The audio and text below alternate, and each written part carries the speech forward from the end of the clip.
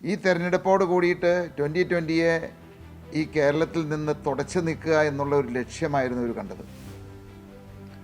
ഏതാണ്ട് 2 മാസമായിട്ട് CPM-ൻ്റെ നേതൃത്വവും കോൺഗ്രസിൻ്റെ നേതൃത്വവും, അതായത് പ്രതിപക്ഷ നേതാവ് അടക്കം ഒരു വലിയൊരു ഗൂഢാലോചനയാണ് ഇക്കാര്യത്തിൽ നടത്തിയത്. ഇന്നലെ രാവിലെ ഇലക്ഷൻ തുടങ്ങുന്ന സമയത്ത് ഒരു സ്ഥലത്ത് പോലും ക്യാമറ വന്നില്ല. അതിനെപ്പറ്റി പരാതി പറഞ്ഞപ്പോൾ പല സ്ഥലങ്ങളിലും 8 മണി 9 മണി 10 മണിയോട് കൂടിയിട്ട് 1ഉം 2ഉം ഒക്കെ ആയിട്ട് ക്യാമറകൾ വരാൻ തുടങ്ങി. ബഹുമാനപ്പെട്ട ഹൈക്കോടതിയുടെ 10 ഉത്തരവുകൾ, അതായത് അവിടെ പ്രൊട്ടക്ഷൻ കൊടുക്കണമെന്ന് പറഞ്ഞുള്ള 10 ഉത്തരവുകൾ, അത് റെക്കോർഡ് ചെയ്യണമെന്ന് പറഞ്ഞുള്ള ഉത്തരവുകൾ, ഇലക്ഷൻ കമ്മീഷൻ്റെ നിർദ്ദേശങ്ങളെല്ലാം കാറ്റിൽ പറത്തിക്കൊണ്ട് ഒരു തെരഞ്ഞെടുപ്പ്. ഇവിടെ CPM കണ്ണൂരും മറ്റുമൊക്കെ നടപ്പിലാക്കുന്ന ഒരു കണ്ണൂർ മോഡൽ മധ്യ തിരുവിതാംകൂറിലേക്കും വ്യാപിപ്പിക്കുന്നു എന്നുള്ളതിൻ്റെ ഒരു തെളിവ് കൂടിയാണത്. ഇവിടെ CPM-ഉം കോൺഗ്രസും ഒറ്റക്കെട്ടായിട്ട് നിന്നാണ് 2020-യെ തോൽപ്പിക്കാനായിട്ട് മത്സരരംഗത്ത് വന്നത്. ഒരു സ്ഥാനാർത്ഥികൾ പോലും ചിഹ്നത്തിൽ മത്സരിച്ചില്ല എന്ന് മാത്രമല്ല, ഇവർക്ക് 2 കൂട്ടർക്കും കൂടി ഒരേ സ്ഥാനാർത്ഥിയായിരുന്നു. ഈ 2 മാസത്തെ ഗൂഢാലോചന നടത്തിയിട്ടും ജനവികാരം 2020-യോടൊപ്പമാണെന്ന് തിരിച്ചറിഞ്ഞ കോൺഗ്രസും കമ്മ്യൂണിസ്റ്റും കൂടി കണ്ണൂർ സ്റ്റൈലിൽ കുന്നത്തുനാടിൽ എല്ലാ പഞ്ചായത്തുകളും അക്രമം അഴിച്ചുവിടുക, അതായിരുന്നു പദ്ധതി ഇട്ടിരുന്നത്. ഇന്നിപ്പോൾ ഇവിടെ ഇതുപോലെയുള്ള മാധ്യമങ്ങളും ഇതുപോലെയുള്ളൊരു കോടതി സംവിധാനങ്ങളും ഉണ്ടായതുകൊണ്ട് മാത്രമാണ് ഞങ്ങളെപ്പോലെയുള്ളവർ ഇന്നും ഇവിടെ ജീവിച്ചിരിക്കുന്നത് തന്നെ.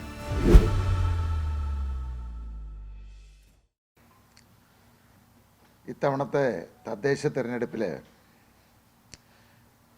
ഇവിടുത്തെ കോൺഗ്രസിൻ്റെ പ്രധാന ശത്രു കമ്മ്യൂണിസ്റ്റുകാരോ BJP ആയിരുന്നില്ല. അതുപോലെ തന്നെ CPM-ൻ്റെയും പ്രധാന ശത്രു കോൺഗ്രസോ BJP ആയിരുന്നില്ല. ഈ 2 കൂട്ടരും ഒന്നിച്ചു ചേർന്ന് മറ്റ് പാർട്ടികളെയും കൂട്ടി 25 പാർട്ടികളുടെ ഒരു സഖ്യമാണ് തെരഞ്ഞെടുപ്പിനെ 2020-യോട് നേരിട്ടത്. ഈ തെരഞ്ഞെടുപ്പോട് കൂടിയിട്ട് 2020-യെ ഈ കേരളത്തിൽ നിന്ന് തുടച്ചു നിൽക്കുക എന്നുള്ള ഒരു ലക്ഷ്യമായിരുന്നു ഇവർ കണ്ടത്. ഏതാണ്ട് 2 മാസമായിട്ട് CPM-ൻ്റെ നേതൃത്വവും കോൺഗ്രസിൻ്റെ നേതൃത്വവും, അതായത് പ്രതിപക്ഷ നേതാവ് അടക്കം ഒരു വലിയൊരു ഗൂഢാലോചനയാണ് ഇക്കാര്യത്തിൽ നടത്തിയത്. അപ്പോൾ ഏത് വിധേനയും 2020 പാർട്ടിയെ ഇവിടെ ഇല്ലാതെയാക്കുക, ഇതായിരുന്നു ഇവർ 2 പേരുടെയും ലക്ഷ്യം.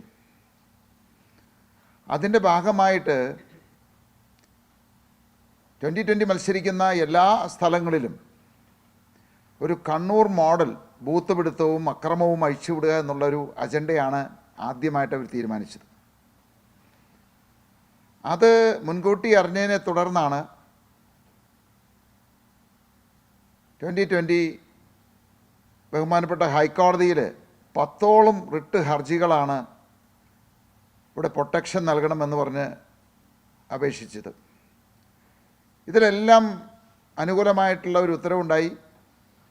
ജില്ലാ മേധാവിയോട്, പോലീസ് ജില്ലാ മേധാവിയോട് കർശനമായ പ്രൊട്ടക്ഷൻ കൊടുക്കണമെന്നും ഒരാൾക്ക് പോലും വോട്ട് നിഷേധിക്കാൻ പാടില്ല എന്നും എല്ലാവർക്കും വോട്ട് ചെയ്യാനായിട്ടുള്ള അവസരം ഒരുക്കണമെന്നൊക്കെ നിർദ്ദേശത്തിലുണ്ട്. ഇത് കൂടാതെ ഇലക്ഷൻ കമ്മീഷനോട് പാർട്ടി ആവശ്യപ്പെടുന്ന, സ്ഥാനാർത്ഥികൾ ആവശ്യപ്പെടുന്നതിനനുസരിച്ച് എല്ലാ സ്ഥലങ്ങളിലും വീഡിയോ റെക്കോർഡിംഗ് ടെലികാസ്റ്റ് ഉണ്ടായിരിക്കണമെന്നും പറഞ്ഞിട്ടുണ്ട്. ഇതനുസരിച്ച് ജില്ലാ പോലീസ് മേധാവിക്കും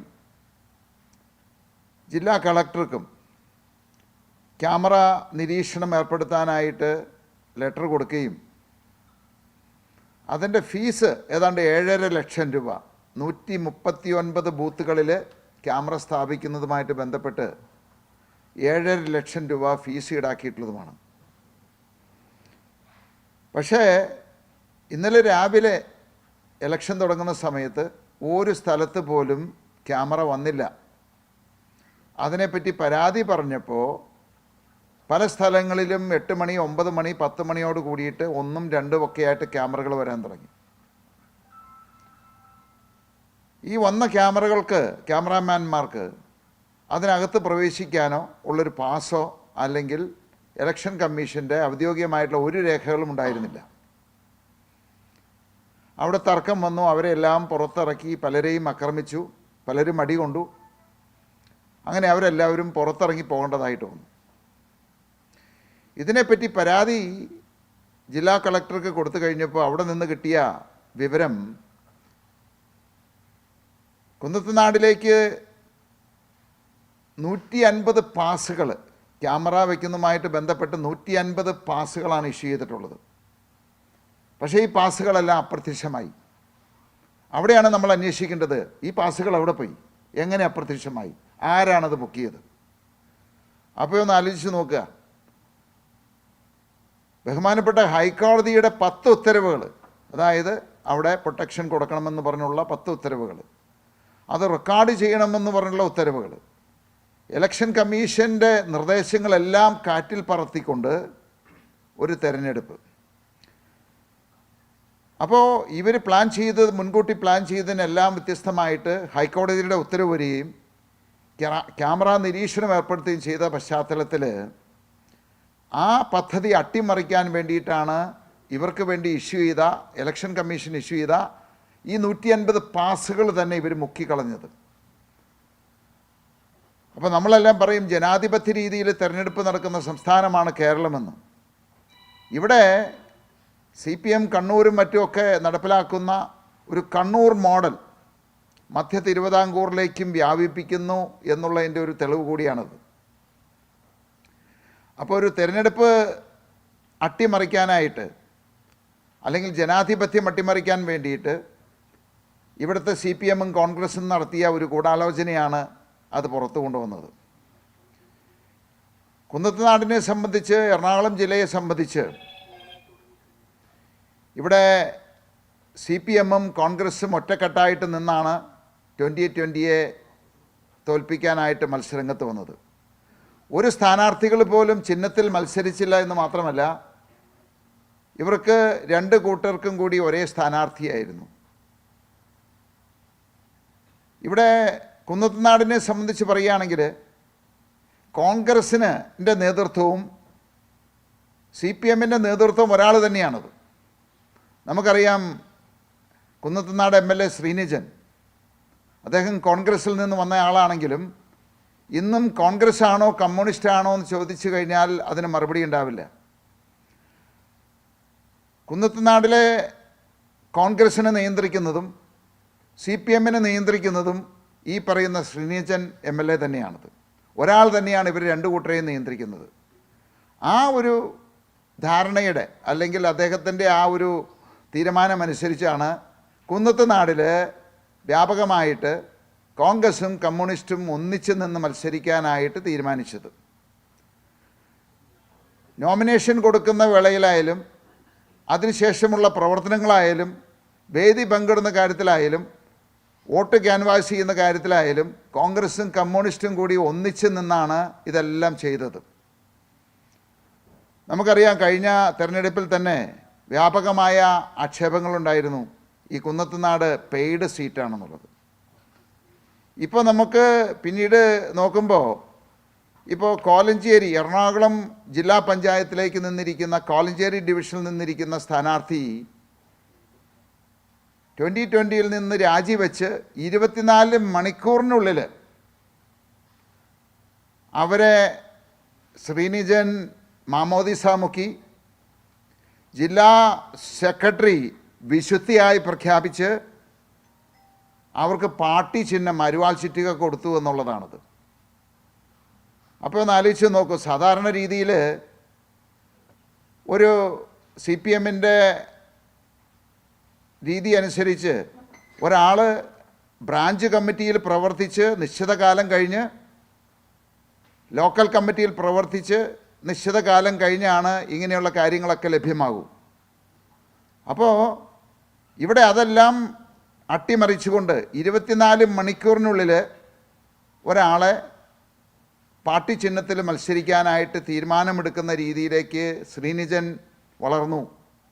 അപ്പോൾ അതിൽ നിന്ന് എന്താണ് നമ്മൾ മനസ്സിലാക്കേണ്ടത്? പണത്തിന് മേലെ പരുന്തും പറക്കില്ല എന്ന് ഒരിക്കൽ കൂടി CPM തെളിയിച്ചിരിക്കുകയാണ്. അപ്പോൾ ശ്രീനിജൻ MLA മുന്നിൽ CPM പാർട്ടി നേതൃത്വം, ജില്ലാ നേതൃത്വം അവരെ ഭരിക്കുന്ന രീതിയിലേക്ക് ശ്രീനിജൻ മാറിയിരിക്കുന്നു. ഇവിടുത്തെ പ്രവർത്തകരും അണികളും ബ്രാഞ്ചും ഏരിയ സെക്രട്ടറിയും എല്ലാം നിർജീവമായിരിക്കുന്നു.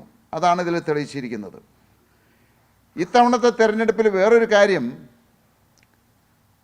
തെരഞ്ഞെടുപ്പ് കമ്മീഷനുണ്ട്, ഹൈക്കോടതിയുടെ ഉത്തരവുണ്ട്. പക്ഷേ റിമോട്ട് കൺട്രോളിൽ ഉദ്യോഗസ്ഥന്മാരെയും പോലീസിനെയും ഇലക്ഷൻ കമ്മീഷനെ വരെയും നിയന്ത്രിച്ചിരുന്നത് കുന്നത്തുനാട് MLA ശ്രീനിജനാണത്. അദ്ദേഹം പറയുന്നതനുസരിച്ച് പോലീസുകാർ പ്രവർത്തിച്ചു, അദ്ദേഹം പറയുന്നതനുസരിച്ച് ഇലക്ഷൻ കമ്മീഷൻ പ്രവർത്തിച്ചു, അവരുടെ ഉദ്യോഗസ്ഥന്മാർ പ്രവർത്തിച്ചു. ആ തീരുമാനത്തിൻ്റെ അടിസ്ഥാനത്തിലാണ് ഈ 150 പാസുകൾ തന്നെ അവിടെ നിന്ന് അപ്രത്യക്ഷമായത്. അപ്പോൾ ഇത് ബീഹാറിലോ UPയിലോ അല്ല നടക്കുന്നത്. കേരളത്തിൽ ഇലക്ഷൻ കമ്മീഷൻ സുതാര്യമായിട്ട് ജനാധിപത്യ രീതിയിൽ നടക്കുന്നു എന്ന് നമ്മൾ വീമ്പിളക്കുന്ന കേരളത്തിൽ ഇലക്ഷൻ കമ്മീഷൻ പുറപ്പെടുവിച്ച 150 പാസുകൾ അപ്രത്യക്ഷമാകാവുന്ന രീതിയിൽ തന്നെ ഈ സംവിധാനം, CPMൻ്റെ സംവിധാനം വളർന്നു എന്നുള്ളതാണത്.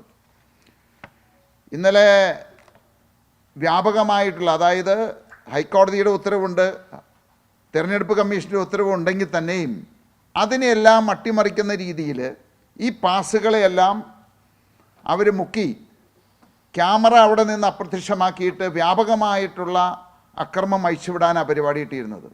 കാരണം ഈ 2 മാസത്തെ ഗൂഢാലോചന നടത്തിയിട്ടും ജനവികാരം 2020യോടൊപ്പമാണെന്ന് തിരിച്ചറിഞ്ഞ കോൺഗ്രസും കമ്മ്യൂണിസ്റ്റും കൂടി കണ്ണൂർ സ്റ്റൈലിൽ കുന്നത്തുനാടിൽ എല്ലാ പഞ്ചായത്തുകളും അക്രമം അഴിച്ചുവിടുക, അതായിരുന്നു പദ്ധതിയിട്ടിരുന്നത്.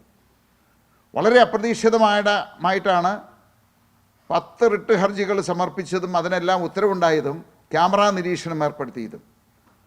അവസാനം അവർ ഈ വ്യാപകമായിട്ടുള്ള അക്രമത്തിന് പകരം പാർട്ടിയുടെ അധ്യക്ഷൻ ഞാൻ വോട്ട് ചെയ്യുന്ന ബൂത്തിൽ ചെല്ലുമ്പോൾ ആക്രമിക്കുക, അങ്ങനെ ഒരു ഭീകര അന്തരീക്ഷം ഇവിടെ സൃഷ്ടിച്ചു കഴിയുമ്പോൾ വ്യാപകമായിട്ട് ആളുകൾ വോട്ട് ചെയ്യാൻ ഭയപ്പെടും. അങ്ങനെ തെരഞ്ഞെടുപ്പിനെ അട്ടിമറിക്കാനായിട്ടുള്ള വേറൊരു വലിയൊരു ഗൂഢാലോചനയാണ് കഴിഞ്ഞ ദിവസം നടന്നത്. എന്തുകൊണ്ടോ ഭാഗ്യമെന്ന് പറയാം, ഞാൻ രാവിലെ വോട്ട് ചെയ്യാനായിട്ടിരുന്നതാണ്. ബൂത്തിലെ തിരക്ക് കാരണം അത് മാറ്റിവെച്ച് വൈകുന്നേരമായി.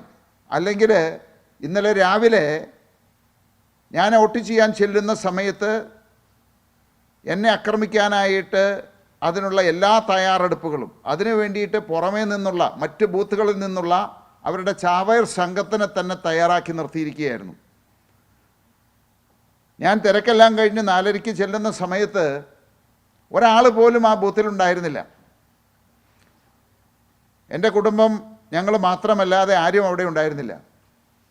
അവിടെ ക്യൂ നിൽക്കേണ്ടതായിട്ടുള്ള ആവശ്യമേ വന്നിട്ടില്ല.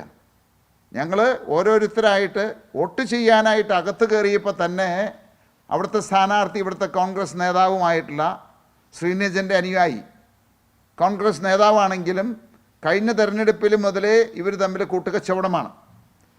കൂടിയിട്ട് അതിനകത്ത് തന്നെ പ്രകോപനം സൃഷ്ടിക്കാനായിട്ട് ഉച്ചത്തിൽ സംസാരിക്കുകയും ഞങ്ങളെ അധിക്ഷേപിക്കുന്ന രീതിയിലും വർത്തമാനം തുടങ്ങി. അപ്പോൾ വോട്ട് ചെയ്യുന്ന സമയത്ത് പോലും നമുക്ക് സമാധാനപരമായിട്ട് വോട്ട് ചെയ്യാനായിട്ടുള്ള അവസരം ഒരുക്കിയില്ല എന്നുള്ളതാണത്. അപ്പോൾ പ്രകോപനം സൃഷ്ടിച്ച് അവിടെ ഒരു പ്രശ്നം സൃഷ്ടിക്കുക എന്നുള്ളതായിരുന്നു അവരുടെ ലക്ഷ്യം.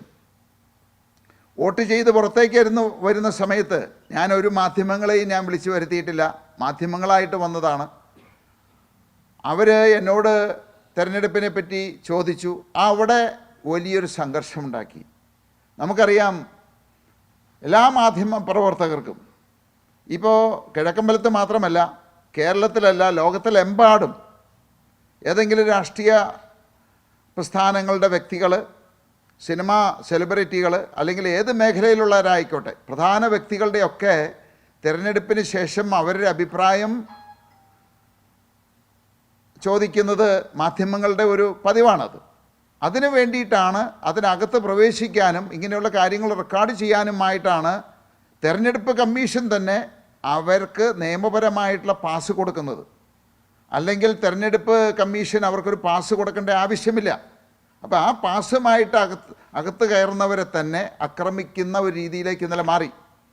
അപ്പോൾ ഒരുപക്ഷെ ഇന്നലെ ഈ പറയുന്ന മാധ്യമങ്ങളുടെ ഒരു നീണ്ട നിരയ അവിടെ ഉണ്ടായത് കൊണ്ടാണ് എൻ്റെ ജീവൻ തന്നെ ഇന്നലെ രക്ഷിക്കാനായിട്ട് സാഹചര്യം ഉണ്ടായത്. അല്ലെങ്കിൽ അവിടെ വെച്ച് ഞാൻ ആക്രമിക്കപ്പെട്ടേനെ.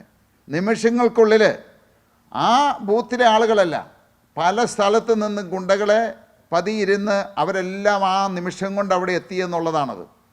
അതിനുശേഷം ഞാൻ അവിടെ നിന്ന് പോന്നു. എന്നെ ആക്രമിക്കാനുള്ള ശ്രമം നടന്നു, എൻ്റെ കുടുംബത്തെ ആക്രമിക്കാനായിട്ട് ശ്രമം നടന്നു. അതിനുശേഷമാണ് മാധ്യമങ്ങൾക്ക് നേരെ പാഞ്ഞെടുത്തത് ഇവർ. കാരണം അവരുടെ അജണ്ട, അവരുടെ പദ്ധതി തകർന്നു എന്ന് മനസ്സിലായപ്പോൾ ആ പക മുഴുവൻ മാധ്യമങ്ങളോടായി. പലരുടെയും ക്യാമറകൾ തല്ലിപ്പൊളിച്ചു. അപ്പോൾ നമുക്കൊന്ന് ആലോചിച്ച് നോക്കുക, ഈ കേരളത്തിൽ ഇതുപോലെയുള്ളൊരു സ്ഥലത്ത്, എറണാകുളം ജില്ലയിൽ മാധ്യമങ്ങൾക്ക് പോലും രക്ഷയില്ലാത്ത സാഹചര്യമാണുള്ളത്. ഞാൻ പലപ്പോഴും പറഞ്ഞിട്ടുണ്ട്, 2020 ഇല്ലാതാക്കാൻ ഞങ്ങളെ ആക്രമിക്കുന്നു, ഞങ്ങളുടെ പ്രവർത്തകരെ ആക്രമിക്കുന്നു, ഞങ്ങളുടെ സ്ഥാനാർത്ഥികളെ ആക്രമിക്കുന്നു. പക്ഷേ ഇപ്പോൾ ലോകത്തിന്, ഇന്നത്തെ മലയാളികൾക്ക് ബോധ്യമായി ഇവിടെ എന്താണ് യഥാർത്ഥത്തിൽ നടക്കുന്നത് എന്ന്. അപ്പോൾ ഇന്നിപ്പോൾ ഇവിടെ ഇതുപോലെയുള്ള മാധ്യമങ്ങളും ഇതുപോലെയുള്ളൊരു കോടതി സംവിധാനങ്ങളും ഉണ്ടായതുകൊണ്ട് മാത്രമാണ് ഞങ്ങളെപ്പോലെയുള്ളവർ ഇന്നും ഇവിടെ ജീവിച്ചിരിക്കുന്നത് തന്നെ. അപ്പോൾ തീർച്ചയായിട്ടും ഇതിനൊരു മാറ്റം വരണം. ഇതിനെ ശക്തമായിട്ട് ഇവിടുത്തെ ജനങ്ങൾ എതിർത്തില്ല എന്നുണ്ടെങ്കിൽ ഇവിടുത്തെ ജനാധിപത്യ മൂല്യങ്ങൾ നഷ്ടപ്പെടും. ഇവിടെ സാധാരണക്കാർക്ക് ജീവിക്കാൻ പറ്റാത്ത സാഹചര്യത്തിലേക്ക് കാര്യങ്ങൾ നീങ്ങും. അത് തന്നെയാണ് ഈ തെരഞ്ഞെടുപ്പിലൂടെ CPM-ഉം കോൺഗ്രസും വീണ്ടും ഒരിക്കൽ കൂടി ആവർത്തിച്ചിരിക്കുന്നത്. ഞങ്ങളെപ്പോഴും എല്ലാ നേതാക്കന്മാരും, ഇപ്പോൾ കോൺഗ്രസിൻ്റെ നേതാക്കന്മാരായിക്കോട്ടെ, കമ്മ്യൂണിസ്റ്റിൻ്റെ നേതാക്കന്മാരായിക്കോട്ടെ, ഇവരെല്ലാവരും ഈ തവണ ഞങ്ങൾ വൻ തിരിച്ചു വരവ് ഉണ്ടാകും. കോൺഗ്രസ് പറയുന്നു ഞങ്ങൾ കോർപ്പറേഷനുകൾ പിടിക്കും, എല്ലാ പഞ്ചായത്തുകളും പിടിക്കും, വലിയൊരു വിജയമായിരിക്കും ഉണ്ടാകുകയെന്ന്. അത് തന്നെയാണ് CPM ആയാലും ഏത് പാർട്ടിക്കാരും ആവർത്തിക്കുന്നത്. ഞങ്ങളെ സംബന്ധിച്ച് അങ്ങനെയുള്ള വിജയ അവകാശങ്ങളൊന്നും ഞങ്ങൾ ഉന്നയിക്കുന്നില്ല. ജനങ്ങൾ ആഗ്രഹിക്കുന്നുണ്ടെങ്കിൽ അത് ഏറ്റെടുക്കുക, അധികാരം ഏറ്റെടുക്കുക. ജനങ്ങളുടെ തീരുമാനം എന്ത് തന്നെയായാലും അത് സന്തോഷത്തോടെ സ്വീകരിക്കുക എന്നുള്ളതാണ് ഞങ്ങളുടെ ലക്ഷ്യം. ഈ ശ്രീനിജൻ MLA എന്ന് പറഞ്ഞു കഴിഞ്ഞാൽ വായെടുത്താൽ അദ്ദേഹത്തിൻ്റെ ഫേസ്ബുക്കിൽ നോക്കി അറിയാം, പല ആളുകളെയും അഭിപ്രായം പറയുന്നവരെ തന്തയ്ക്കും തള്ളയ്ക്കും വിളിക്കുന്ന ഒരാളാണത്. ഇന്നലെ തന്നെ പോസ്റ്റിൽ കിടക്കുന്നുണ്ട്. അദ്ദേഹത്തിൻ്റെ ഭാഷ അതാണത്. അദ്ദേഹം പഠിച്ചിരിക്കുന്നതും വളർന്നിരിക്കുന്നതും തന്നെയാണത്. അദ്ദേഹം പറയുകയാണ്, അതുപോലെ തന്നെ നുണ തന്നെ. അതായത് ഇന്നലെ എനിക്ക് തോന്നുന്നു പല മാധ്യമങ്ങളും ഞാൻ എൻ്റെ കുടുംബമായിട്ട് വരുന്ന സമയത്ത് അവിടെ റെക്കോർഡ് ചെയ്തിട്ടുള്ളതാണത്. ഞങ്ങളുടെ കുടുംബത്തിൽ ഞങ്ങൾ 6 പേരല്ലാതെ ഒരാൾ പോലും അവിടെ ആ പോളിംഗ് സ്റ്റേഷനിൽ ഉണ്ടായിരുന്നില്ല. എന്നിട്ട് പറയുകയാണ്, മുതലാളിക്ക് ക്യൂ നിൽക്കാതെ വോട്ട് ചെയ്യണമെന്ന് പറഞ്ഞു, അത് ഞങ്ങൾ സമ്മതിച്ചില്ല എന്നാണ് പറയുന്നത്. ഞങ്ങൾ 6 പേര് എങ്ങനെയാണ് ഒന്നിച്ച് വോട്ട് ചെയ്യാൻ പറ്റില്ല, ഓരോരുത്തരായിട്ടില്ലേ. ഞങ്ങൾ 6 പേര് ക്യൂ നിന്നുള്ളത് ശരിയാണ്. എൻ്റെ ഭാര്യ, എൻ്റെ ചേട്ടൻ, എൻ്റെ ചേട്ടൻ്റെ ഭാര്യ, അവരുടെ മക്കൾ, ഞങ്ങൾ 6 പേരൊന്നിച്ചാണ്. ആ സമയത്ത് ഒരാൾ പോലും അതിലുണ്ടായിരുന്നില്ല. ഞങ്ങൾ വോട്ട് ചെയ്തതിന് ശേഷമാണ് 2 പേരവിടെ വന്നത്. അപ്പോൾ അതൊക്കെ ശുദ്ധമായിട്ടുള്ള കളവാണ് പറയുന്നത്.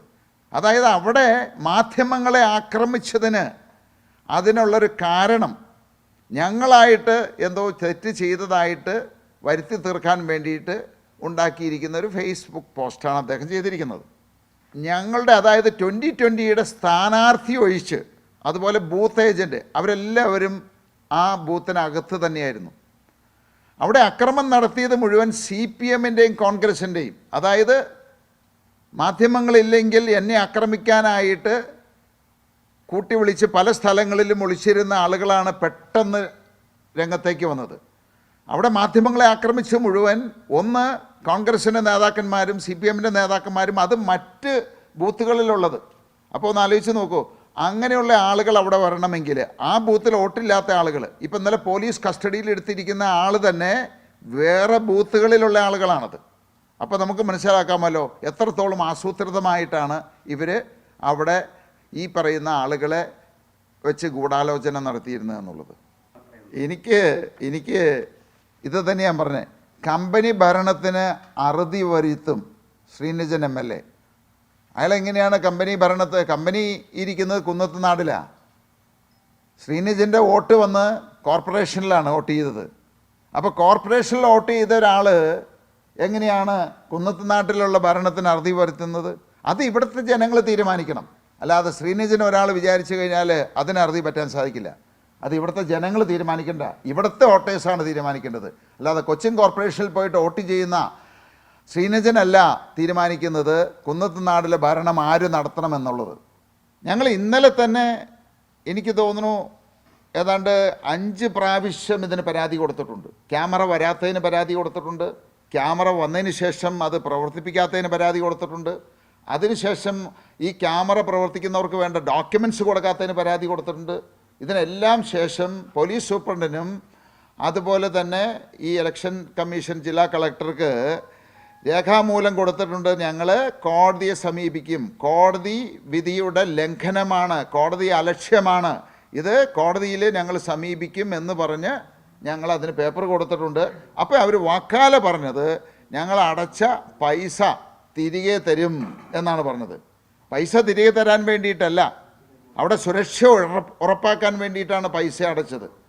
അപ്പോൾ അതുപോലും കാറ്റിൽ പറത്തി ഒരു ഇലക്ഷൻ കമ്മീഷനെ തന്നെ വിലക്കെടുക്കാവുന്ന രീതിയിലേക്ക് ഈ പറയുന്ന ശ്രീനിജനും അതുപോലെ തന്നെ ഇവിടുത്തെ CPM മാറിയിരിക്കുന്നു എന്നുള്ളതാണ് ഒരിക്കൽ കൂടി തെളിയിച്ചിരിക്കുന്നത്.